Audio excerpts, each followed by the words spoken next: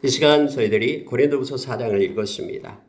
고린도후서 4장을 읽다 보면은 참된 가치가 무엇인지 또 왜 예수 믿는 사람이 존귀한 자인지를 깨닫게 됩니다.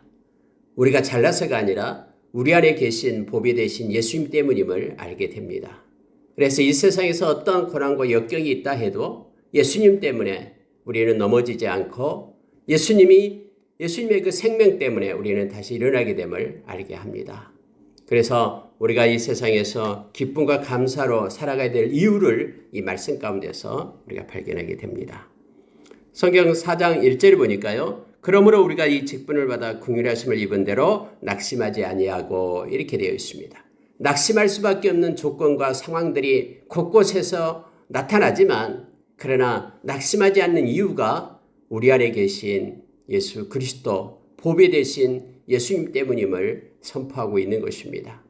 바울 사도는 고린도 교회가 여러 가지 문제가 있고 또 세상으로부터 여러 가지 핍박과 환난 가운데 있고 또 악한 그러한 거짓 선지자들, 거짓 교사들, 거짓 사도들 그들이 와서 뒤흔든다 할지라도 그러한 고난 가운데 있다 할지라도 우리가 예수를 믿는 복음을 가진 자의 직분을 감당할 수 있는 것은 바로 우리 안에 계신 예수님 때문이고 우리에게 주어지는 그 크고 놀라운 은혜가 또 우리에게 주어진 그 주님으로부터 공급되는 힘과 능력이 얼마나 큼을 깨닫게 합니다. 그래서 이 직분을 받아서 긍휼하심을 입은 대로 하나님의 긍휼의 옷을 입은 대로 우리가 낙심하지 않는다라고 우리에게 말하고 있습니다.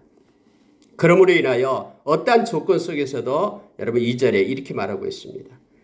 이것이 바로 우리가 이 땅에서 해야 될 일임을 깨닫게 합니다.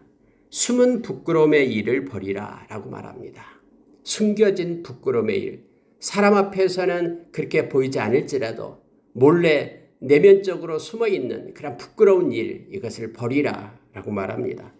우리가 골로새서 3장 5절 이하에서 5절에서 11절에 보면은 땅의 지체를 버릴 것을 말하고 있는데 그 중에 하나가 11가지가 나오는데 그 중에 하나가 부끄러운 일을 버리라라고 말합니다. 하나님 앞에 보기에 부끄러운 일들을 버릴 것을 말하고 있죠. 또한 거짓말을 버릴 것을 말합니다. 그러니까 이 땅에서 숨겨진 은밀한 그런 부끄럽고 거짓된 것을 버리라라고 말합니다. 하나님의 직분을 행하는 이들은 이것을 명심해야 될 것을 말하고 있습니다.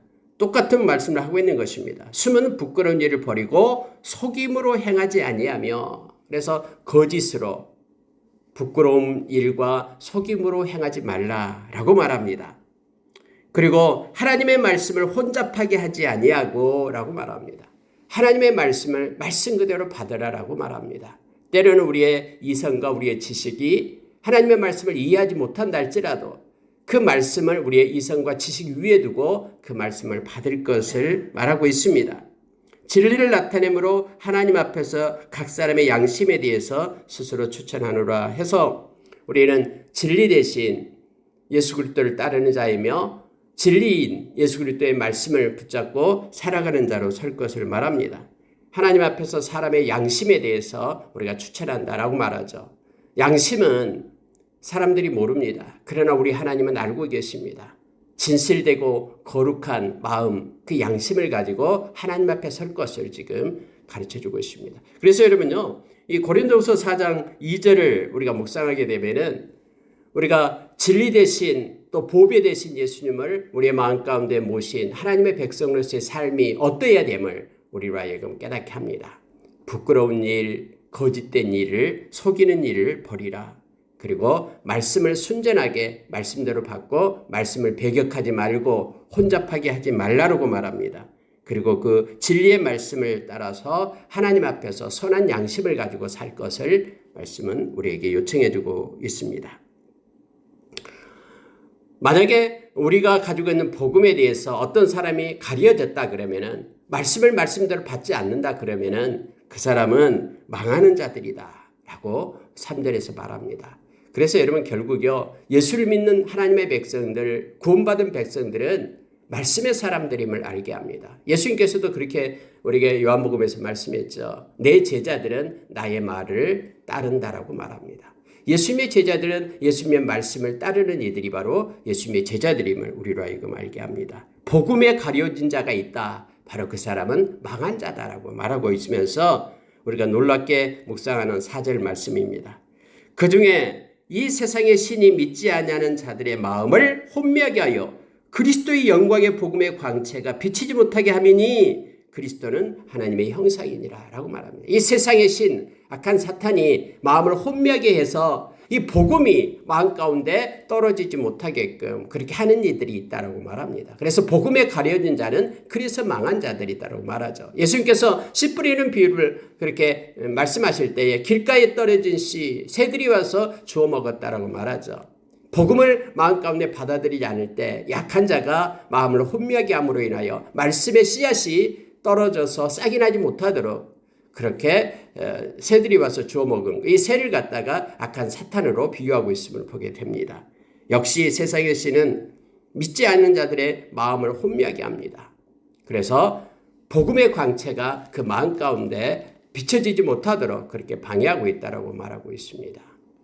우리가 말씀을 마음에 받지 않을 때에 그 말씀은 바로 이처럼 이 악한 세상의 영에 의해서 신에 의해서 말씀이 마음에 새겨지지 않고 떨어지지 않도록 그렇게 방해를 받고 있음을 깨닫게 합니다.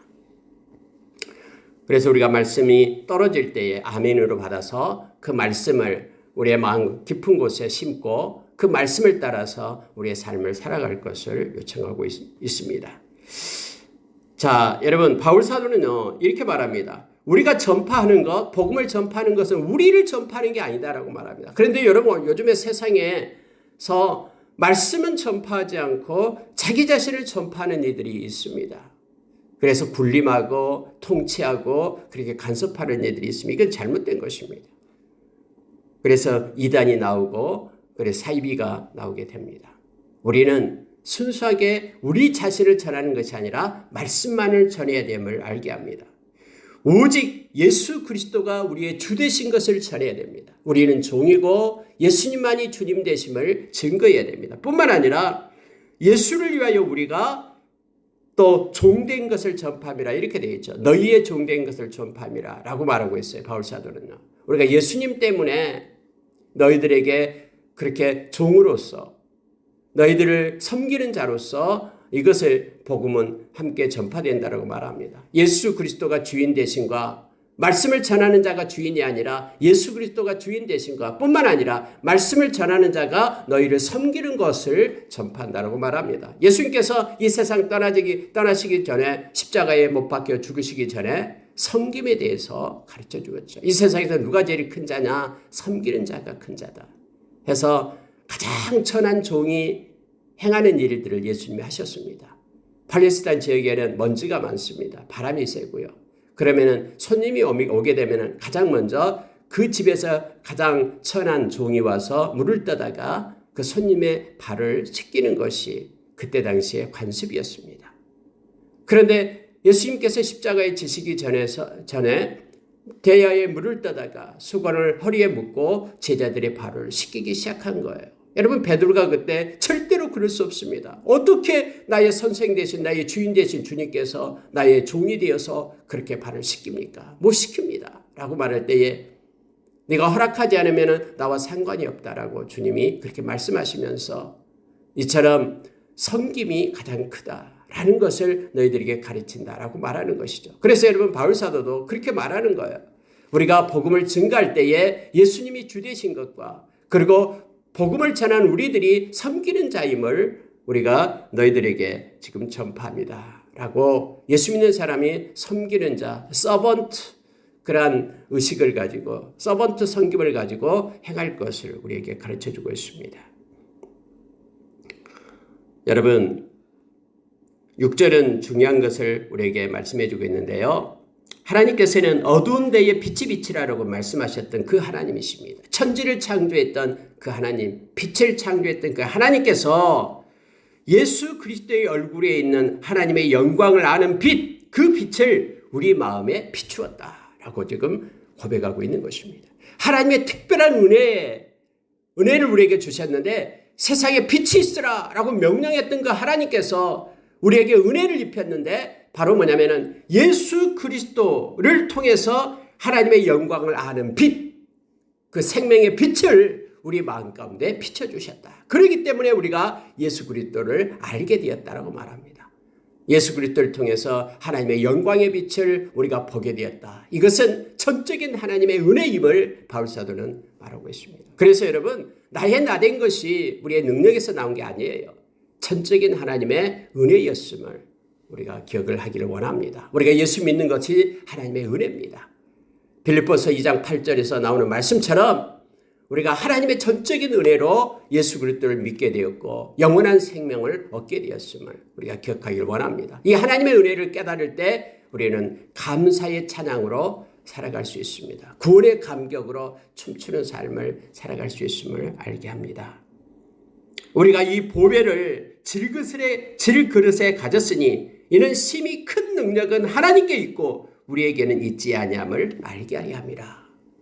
큰 이 모든 이 보배를 질그릇인 우리가 가지게 되었다고 말합니다. 우리는 질그릇입니다. 연약하고 깨질 수밖에 없는 보잘것없는 질그릇. 그런데 이 질그릇 안에 보배를 가졌다고 얘기합니다. 하나님의 복음이 보배이고요. 예수 그리스도가 보배임을 알게 됩니다. 그래서 예수 믿는 사람이 귀한 존재가 된 겁니다. 뭐 때문에요? 보배 때문에. 우리는 질그릇이고 그렇게 연약하고 보잘것없고 초라한 그런 모습이지만은 우리 안에 담겨진 이 보배 때문에, 이 복음 때문에, 예수 그리스도의 그러한 보배 되신 예수 그리스도의 은혜 때문에, 하나님께서 우리에게 거저주신 그런 비춰주신 그런 생명의 빛 때문에, 그 은혜 때문에 우리는 존귀한 자가 되었다라고 말하고 있습니다. 그래서요, 놀라운 일들이 우리 가운데 이어지게 되는데 8절 9절입니다. 우리가 사방에 우겨쌈을 당하여도 쌓이지 아니하며 왜요? 보배 때문에요. 답답한 일을 당하여도 낙심하지 아니하며 왜요? 보배 때문에. 박해를 받아도 버림받지 아니하며 우리 안에 있는 보배 때문에. 거꾸로 뜨름을 당하여도 망하지 아니하니 우리 안에 있는 보배 때문에. 바울사도는 이것을 말하고 있습니다. 예수 그리스도, 우리의 보배 되신 예수 그리스도, 주님이 주신 그 말씀 때문에, 하나님의 그 은혜 때문에 우리는 존귀한 자가 되어서 세상으로부터 쌓이지 아니하고 낙심하지 아니하고 버림받지 아니하고 거꾸로 뜨름을 당하지만 망하지 아니하고 이렇게 우리가 이 세상에 사는 자로 하나님의 그러한 백성들, 예수님의 제자들로 서게 되었다라고 바울사도는 가르치고 있습니다. 우리가 항상 예수의 죽음을 몸에 짊어지면 이것은 예수님 때문에 우리 가운데 고난을 받게 된다라고 말합니다. 그런데 이 예수님의 죽음을 우리 몸에 짊어지는 이러한 고난을 우리가 항상 받는다 할지라도 우리가 넉넉히 감당할 수 있는 것은 바로 예수의 생명, 그 예수의 생명이 바로 우리 몸에 나타나게 하려 함이라 라고 말하고 있습니다.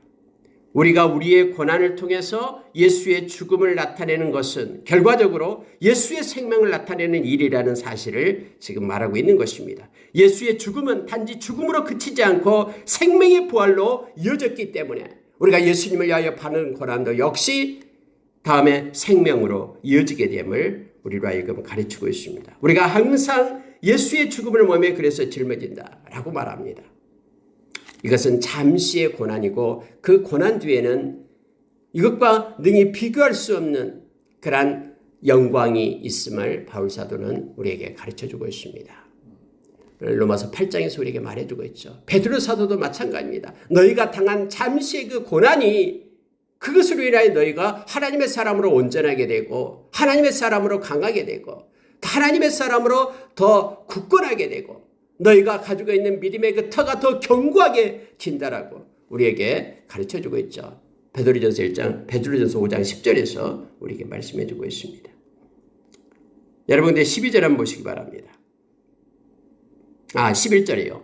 우리 살아있는 자가 항상 예수를 위하여 죽음에 넘어지면 예수의 생명이 또한 우리 죽을 육체에 나타내게 하려 함이라 해서요.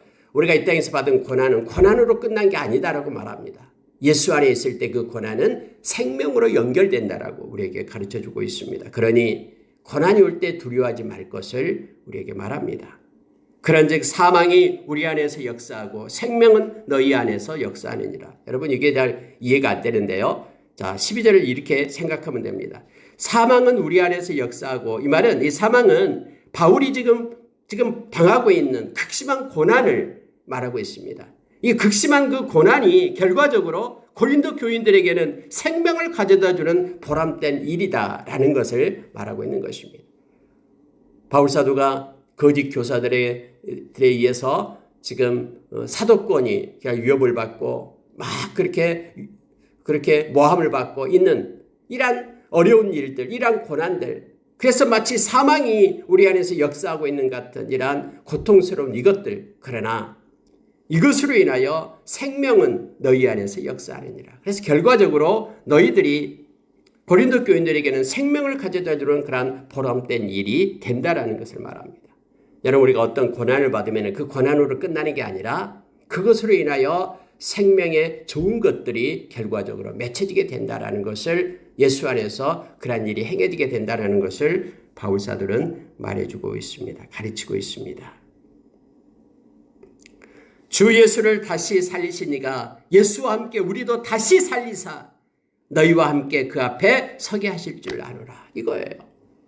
우리는 이대로 끝나는 것이 아니라 하나님이 계시기 때문에, 살아계신 그 하나님이 예수 그리스도가 고난으로 십자가에 못 박히실 때에 이 하나님께서 그를 살려서 부활하셔서 그렇게 영광 가운데 세우신 것처럼 우리가 지금은 고난 가운데 있다 할지라도 그 하나님께서 예수와 함께 우리도 그렇게 살리사, 우리도 다시 살리사 너희와 함께 그 앞에 서게 하실 줄 아노라. 하나님 앞에 우리를 세우실 줄 아노라 라고 바울사도는 말합니다. 여러분 그렇습니다. 예수 믿는 사람이 이 땅에서 그대로 끝나는 것이 아니라 우리 안에는 보배 되신 주님이 계시기 때문에, 그러므로 인하여 예수님과 함께 하나님 앞에 영원한 하나님의 나라를 상속받을 자로 서게 됨을 깨닫게 합니다. 로마서 8장에서 바울사도는 예수 믿는 저와 여러분이 다음에 이 세상 끝날 때에 예수님과 함께 영원한 하나님의 나라를 상속받을 상속자로 서게 된다라고, 바로 성령님께서 보증해 준다라고 우리에게 가르쳐 줍니다. 여러분 15절에 보면 이유를 설명합니다. 이는 모든 것이 너희를 위함이니 많은 사람의 감사로 말미암아 은혜가 더하여 넘쳐서 하나님께 영광을 돌리게 하려 함이라. 결과적으로 은혜가 넘치고 이 모든 것들, 많은 사람들이 같은 은혜 가운데 거하면서 하나님께 영광을 돌리게 되는 결과를 가지게 될 것이다라고 말합니다. 그래서 현재의 고난이 장차 나타날 영광과 좋게 비교할 수 없기 때문에 현재의 사망과 같은 이 고난이 온다고 할지라도 우리는 예수 안에서 인내하며 나갈 수 있다라고 말합니다. 보배가 우리 가운데 있기 때문에. 그래서 우겨쌈을 당하는 그런 고난이 온다고 해도 우리는 쌓이지 않고, 답답한 일을 당하여 막 낙심할 수밖에 없는 상황 속에서도 우리는 절대로 낙심하지 않고, 어떠한 세상의 박해를 받는다 해도 우리는 절대로 버림받음이 없고 거꾸로 뜨임을 당하여도 망하지 않는 복이 우리 가운데 있다라고 고린도 교인들을 지금 격려하면서 이 서신을 쓰고 있음을 알게 합니다. 여러분 16절에서 18절의 말씀 보고 마치겠습니다. 참 이 말씀 묵상하면요, 참된 가치가 무엇인지를 우리로 하여금 깨닫게 합니다. 그러므로 결과입니다. 우리는 낙심하지 않습니다. 우리의 겉사람은 낡아지나 우리의 속사람은 날로 새로워지도다. 여러분 겉사람은 우리의 육신이죠. 우리가 나이가 먹고 연세가 들어가고 하면은 우리의 육신은 여러 가지고 이렇게 고장이 나고 또 힘들고 아픕니다. 그러나 이것은 정해졌잖아요. 겉사람은 그렇게 후패합니다. 겉사람은 그렇게 낡아집니다. 그러나 우리의 속사람은 말씀으로 인하여, 예수님으로 인하여, 보배로 인하여, 그 복음으로 인하여 속사람 날로 새로워지도다 라고 바울사도는 말하고 있습니다. 우리가 잠시 받는 환난에 경한 것이 지극히 크고 영원한 영광에 중한 것을 우리에게 이루게 합니다. 그래서 이 땅에서 잠시 받은 그 고난, 이건 경한 것이다. 아주 가벼운 것이다. 근데 그것들로 인하여 하나님께서는 합력하여 선을 이루사 영원한 영광에 중한 것을 우리에게 입힌다라고 말합니다. 우리의 속사람은 날로 새로워지고 영광에 중한 것은 날로 날로 더 커지고 더 우리 가운데 임하게 된다라고 말하고 있습니다. 그러니 지금 이 작은 고난 때문에 낙심하지 말고 힘을 낼 것을 요청하고 있는 것입니다. 18절 보십시오. 우리가 주목하는 것은, 우리가 가치 있게 보는 것은, 우리가 정말로 소중히 여기는 것은, 이 주목하는 것은 보이는 것이 아니요 보이지 않는 것이니 라고 말하죠. 우리 눈에 보이는 가시적인 것들은 다 경하고 다 이것은 가벼운 것이다라고 말합니다. 환난에 경한 것이다라고 말합니다. 그런데 우리는 눈에 보이는 것을 주목하는 자가 아니라 눈에 보이지 않는 것을 믿음으로 바라보는 자라고 말하고 있는 거예요. 자, 보이는 것은 잠깐이다라고 말합니다. 그러나 보이지 않는 것은 영원함이라 해서 우리는 겉으로 보이는 겉사람이 아니라 내면에 있는 속사람, 이것이 가장 존귀하고 가치 있는 것이며 또 지금 곁에 우리가 겪고 있는 그러한 고난에 경한 것, 이것이 아니라 하나님께서 우리를 위하여 준비해 두신 영광의 중한 것을 바라보는 것, 이것은 보이지 않는 눈으로 믿음의 눈으로 바라보는 것이다라고 가르쳐주고 있습니다. 오늘날 이 시대를 살아갈 때에 겉사람은 결국 죽고 썩어서 흙으로 돌아갈 사람의 육체를 가리키지만 속사람은 복음을 통해서 새롭게 거듭난 영적 실존을 가르치고 있습니다. 여러분, 영적인 것은 실존입니다. 이게 실제입니다. 따라서 성도에게는 겉사람은 세월 속에서 날이 갈수록 낡아지는 것이지만 반면에 속사람은 하나님의 말씀과 성령의 지도하심을 통해서, 성령의 인도하심을 통해서 날로 날로 새로워지는 것이 바로 믿는 사람의 아이덴티티임을, 정체성임을 우리로 알게 합니다. 우리가 날이 갈수록 점점 우리는 하나님께 더 가까이 가고 더욱더 말씀을 사모하며 우리의 속사람이 더 견고해지고 더 온전해져서 결국 영원한 하나님의 나라를 상속받을 하나님의 온전한 백성들로 그렇게 세워져 감을 알게 합니다. 우리를 영광 가운데 하나님께서는 견인해 가고 있음을 우리가 깨닫고 고난이 올 때 하나님이 이 고난을 통해서 더 새롭게 하시고 온전케 하실 주님을 바라보고 찬양합니다. 라는 그러한 감사로 우리가 받기를 원합니다. 오늘 하루도 하나님이 우리에게 주어진 일들 가운데 짜증내거나 불평하지 않고 감사로, 기쁨으로, 은혜로 오늘 하루를 살아내기를 원합니다. 고난에 경한 것이 영광에 중한 것을 이룹니다. 하나님의 손에서요. 보배 되신 주님과 하루를 동행하기를 원합니다. 기도하겠습니다.